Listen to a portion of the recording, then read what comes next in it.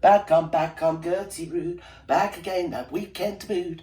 Here we are in the weekend VooTubers, and here where I am in deepest, darkest, outbound, well, flooded actually, Sussex. Yes, it's just stopped raining for the first time since last July.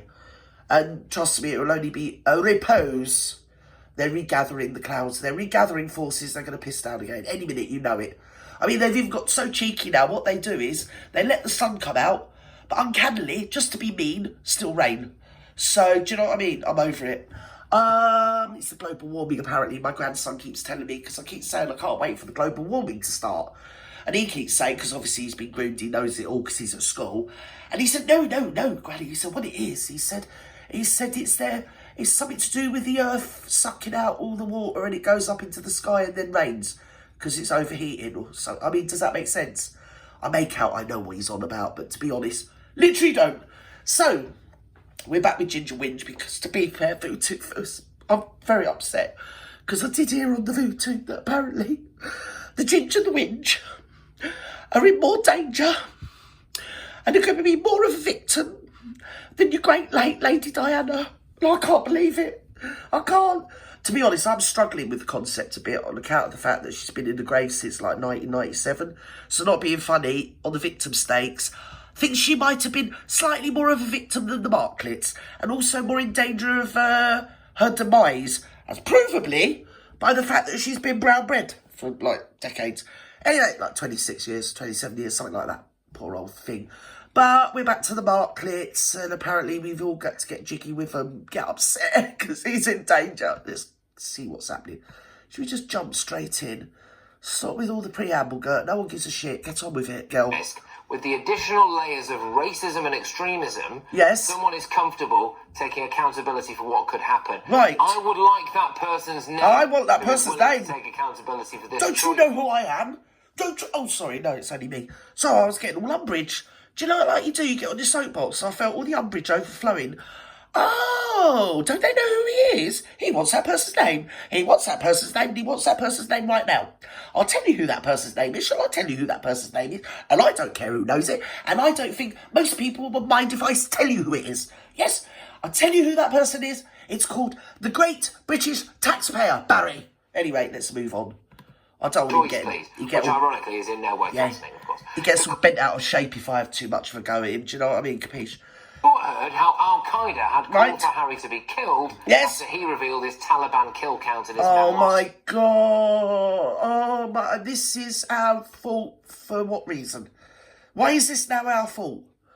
And I'm going to say it again. I'm going to keep saying it because I said it before. As you can well and truly guess, VooTubers, I am nothing if I don't repeat-a-voo myself all the time. I know my grandson tells me, you've already said that, Granny, you've already said that. But, you know, you get to my age, no one hears you. So I'm going to repeat myself. When it suited him, he got on a commercial plane, didn't he? He was like a ferret up a shoot-house train. Or an outhouse train. I was going to say shithouse. I'll say outhouse. Yes, he was like, shoot off a shovel. He didn't care. He scrammed straight onto that commercial jet to get over and see his father, especially because he thought he was carking it. He was probably making sure he had some money coming in to get me capiche. This, that, and the other. He probably went round with stickers. You know, like people do. Not that I do. I mean, none of my relatives have got a pot to piss in. But I have seen them like that. And they know someone's carking it in the house. And they go around with stickers and put their sticker on what they want. Do you know what I mean? He was probably doing that round, where was it? Clarence House or somewhere. Probably Buckingham Palace. He was probably doing it in Buckingham Palace. What a bloody cheek of the man. Anyway, so he can get on a commercial flight when it suits him. He goes around the place in your America, riding his little push bike. I think it's an electric one, so he's cheating to start with. And he has a couple of security. I mean, America, correct me if I'm wrong, but don't they all carry guns over there or something or other? Whereas over here, like, literally nobody carries guns. Apart from, like, the police. And obviously some gangsters. And some of the inner London gangs. But they're not worried about him. They're too busy fighting each other. Over postcodes, you know. It's a bit like postcode lottery, a bit in reverse. Yes, so if you come from a different postcode, you're more likely to get zombie knifed to death or something or other. Yes, so here we are. He's in danger now. Oh my God, the Duke claims he's at greater risk than his mother due to extremism. Oh my God, it's like I've said before, no one would bother with him. He's like the last scene in Saving Private Ryan. You know, the conscientious objector, and you got the Nazi Gestapo bloke, and he killed the lad from the Bronx upstairs. They fought to the very death. And then you had that whinging little shitbag at the bottom of the stairs because he was the conscientious objector. He didn't fire guns, you see. He just used to run around giving them their bullets. He was gopher. Let's put it right, he was gopher. And I think he did a bit of radio operating. Anyway, he was carking his pants at the bottom of the stairs. And the Gestapo bloke's come downstairs and he shit himself. And he looked at him with the same disdain I am now looking at Barry with. Yes, if you remember that scene, it was an epic scene. In other words, he was literally so beneath that Gestapo, he couldn't even be bothered. He'd fought a real man, a warrior to the death, and it was like 50-50 who was going to catch it, whether it was going to be the Bronx guy or the Gestapo bloke, yeah? Because they were both fighters. See, the guy had been brought up in the Bronx, fighting his way out in the Bronx, you get me, knife crime and all that, bloody, bloody, blah. And he came up against something, he was a death's head, wasn't he, Gestapo chap. You're Saving Private Ryan, you know, one of the last scenes, great scenes in it. And he comes downstairs and he sees that whinging little creepy guy shitting his pants because he thought, oh no, oh, I'm here and I'm unarmed and now he's going to shoot me. And the thing was, the Gestapo guy just walked by and the look he gave him, I mean, it's like a living death, that sort of look, wasn't it? So that's the sort of look I think the whole world's giving Barry at the moment. So we carry on with that. Let's go. The Duke also claimed that the decision to downgrade his security was made in private without his knowledge, before the judge pointed out that he was warned in a paper provided by the royal household. And it also further transpired as well, because I've been going through this in the week, and I think, you know, who was it? But probably the Royal Grift, the great Royal Grift again, came up with the paperwork. Like she does, she always comes with receipts, that lady, and saying that it was the Queen and Prince Charles that actually got on to the security people, you know, the people that make the decision, security people, and said they don't mind paying for the extra security. In other words, if it keeps a little gremlin quiet. But it was the police themselves and the higher people of the police that work out who's going to get this top layer, top echelon of VPPP status. Yeah, and apparently it just weren't in. And they're not for hire. They either get it because you merit it, or you don't get it because guess what? You don't merit it. And the poor old Queen did chuck a coat in the ring and say, well, look, I don't mind covering it. In other words, she put a word into them to let them know. So did Charles.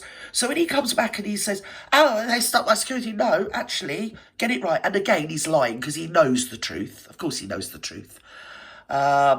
His family actually did, just to shut him up, tried to get him the VPPPPP status.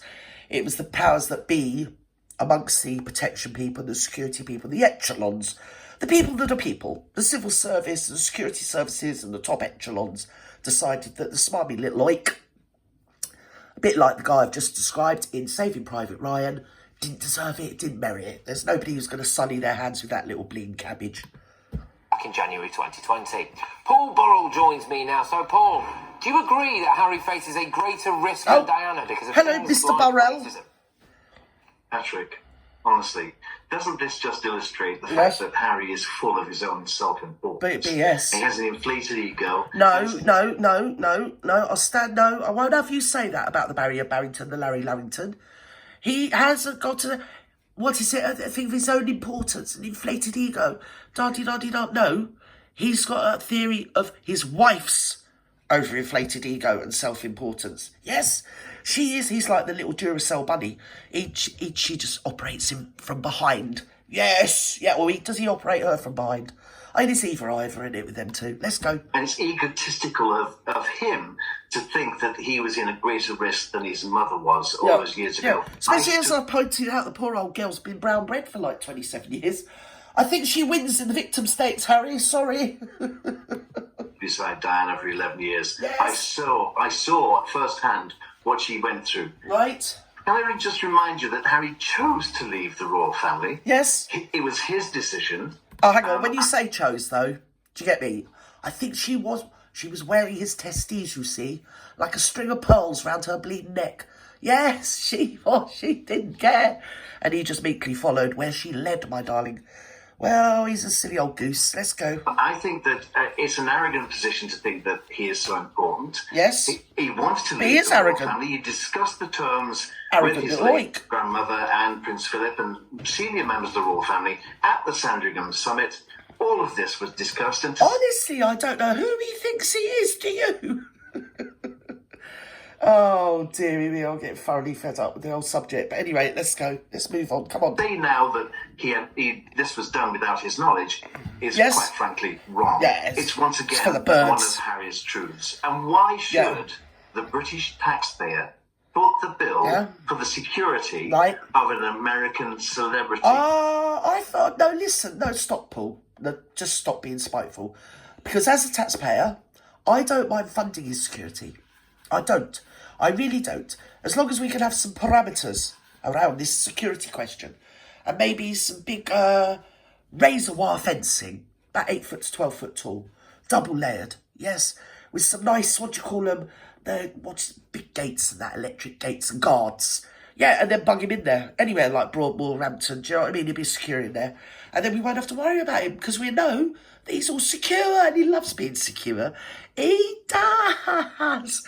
Oh, dear, he can sit in a padded cell and throw his detritus against the wall, can't he? Instead of against our wall. I think, quite frankly, the British public are sick and tired of Ginge and Whinge. Yes. And wish they would stay in America. Yeah. Because, if you stay Yeah, but the there, thing is, America don't want them. They're trying to ship them back over here. But I've got a bargain coming up. I mean, it's that time of year, bargain basement. I think what we should do is if we agree to keep Julian Assange, whatever his name is, the Australian chap, has been in, like, Belmarsh for doing something to do with journalism. I mean, don't quote me on it. He's been in there for about 38 years, hasn't he? I mean, he's cost us bloody fortune. He's in isolation. I mean, if we offered to keep him, Julian Assange, whatever his name is, maybe America will keep the Barry Barrington. Yes! I don't know whether it would cost America more than what it's cost us to keep Julian Assange. Can't quite work that out. Yeah, probably will. I bet you anything it costs us more to keep Julian Assange than bloody Barry Barrington. No, you're right. You can keep him. Keep him over there. And Yeah. then he wouldn't have to They're suffer trying to the deport indignity him. of coming to Britain. And if he didn't sue so many newspapers Yeah. and outlets, Yes. maybe he'd have the money to fund his own security. Yeah. I mean, this is the thing. secure I'm wing. just going to read a statement now from Secure the unit. spokesperson for Prince Harry. Okay, so the Duke of Sussex will appeal his judgment, which Oh, he's refuses not his going judicial- to appeal. He is so embarrassing. Will you be told? You're the one that wrote it in your bloody book. Mind you, that book, we know, we're over that book now. I was so upset a couple of weeks ago, that book, when I first got ill, because you've got to factor in the fact I wasn't well. And I was somewhat stranded with nothing else to do. And I found myself reading half that book. And I was so upset with some of the stuff that I read in there. But then it all transpired that it's a load of old bollocks. So, do you know what I mean? All my emotion, it was just completely misfired and misdirected. And definitely lost on this bling grifter. Come on. judicial review claim against the decision-making body RAVAC, Full of which hooey. includes the Home Office, the Royal Household and the Met Police. In fact, his childhood is much like hers, isn't it? Where she ate out the bins round the back of the salad bar because she was so poor. She was 6 years old. She was begging, on Hollywood Boulevard to make enough for a bowl of gruel. Just bullshit. Oh, yeah. And then she got her break when she invented washing up liquid or something or other that she comes out with. I mean, it's just so much bullshit. They are so well suited, these two. But you can find out with some people that are well suited, they're like tying two ferrets together, aren't they? Yes, or putting two ferrets in a sack and tying the top up and leaving them. Bet you anything. Yeah, do you get me? They either get on or don't get on, these two. Well, I heard they live in opposite ends of their Monty shit show. Yeah, mansion. Hopes he will obtain justice from the Court of Appeal and make no further comment while the case is ongoing. Do you think he should just knock this on the head now then, or keep appealing? Well, you don't. This is another thing. This is just him being entitled again, because from what I can gather from other YouTubers that do law, the law channels, there's quite a few of them, they're saying that in Britain you can't just think, oh, I want to appeal. I'm appealing. I'm the Barry Barrington. I can appeal. It doesn't work like that. You have to apply to the court, to the whatever it is they sit in, the bench, the chair, whatever. They have to apply to the bench to appeal. And then the judge bloke will have a look at it and see if there's any merit in it. Was there something overlooked by the original judge? Was there some bit of evidence that didn't come to light at the time? Or was the other judge maybe had a grumpy day and didn't do the appeal right, didn't do the case right? Something or other, this, that and the other. It didn't arrive at the proper conclusion. He didn't take this bit of evidence into account or that bit of evidence into account. He has to have all that. In other words, he has to have all his ducks in a bleeding row and a reason to appeal. Then you apply for another judge to consider letting you appeal. Yeah, you can't just go, I'm appealing. It doesn't work like that. So he's not even at the I'm appealing stage at the moment. He's at the I've lost the case stage. Of course he should. How many millions is he spending on lawyers defending his corner? And quite frankly, he's not a member of the royal family. He is no longer a working member of the royal family in this country. And he doesn't deserve the security which he's had for so many years of that privileged life. Right. He had this privileged life because he was a royal prince. Well, no, but the thing is, he was quite happy with the level of security he had until he left and went to live in a country that's the most insecure, gun-ridden country in the whole bleeding globe. And now he can't come back to Britain because he's scared for his security.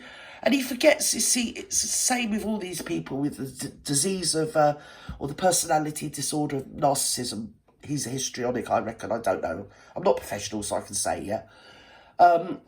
In as much as if he comes up with some Billy bullshit scenario in his head, once he's thought it and then expressed it, it then becomes written in stone and part of de facto actually happened. When it didn't happen. He didn't get chased after the well child thing the other year. Nobody chased him. He didn't get chased in Manhattan. And even if he did get chased in Manhattan, that Manhattan is in America. It's not in Britain. So, I mean, he's just scattergunning. Basically what it is, they've got to take Doris everywhere so she carries their gear for them. That's what it is. Let's have it right. And if they can get the VVPPP status, nobody looks in their bags. No one cares. They can do what they want. They are just large and liftoffs. They just float through the private bleeding customs, whatever it is, when you've got a private jet. And, yeah, they are protected in every which way. And that is what the Marklet wants more than him. Well, that's just my personal opinion.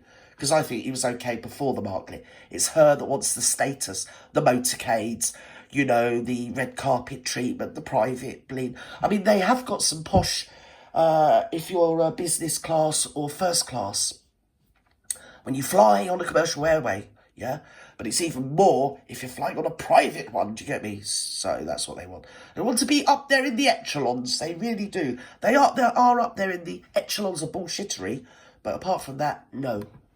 Prince, his mother told him shite. the price you pay Right. is public service. And what public service have we seen in this country? Well, exactly. But Paul, look, I do put it to you. I've seen a lot of self-serving. I mean, they self-serve themselves, don't they? Yes. I always worried about security, but that whole thing always winds down her window, so we all get to glance at her bleeding fizzle, doesn't she? Oh, look at me, I'm scared.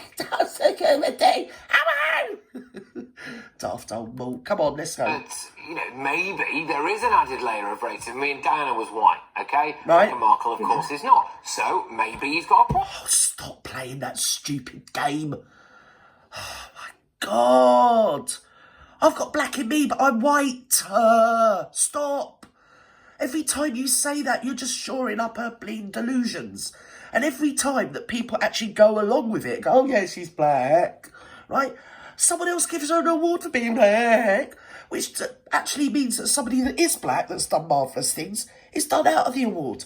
I mean, next thing, she's going to be going in the men's and saying, oh, look at me, I'm a men's swimmer, or something. Isn't she? I'm a black man swimming, or something, you've got to let me win, because if you don't, it's racism. You know what I mean? Just stop. She's not black. Let's have it right. She's not. She's got some black heritage. Obviously, you can see her mum's half black, but that doesn't make her black. There's women out there and men out there that have done marvellous things, and if they're giving an award away just for your skin colour, it shouldn't be going to that bleak grifter. Right. Point that she's Why can't I get added. it? Why can't I get it? I've got Congolese in me.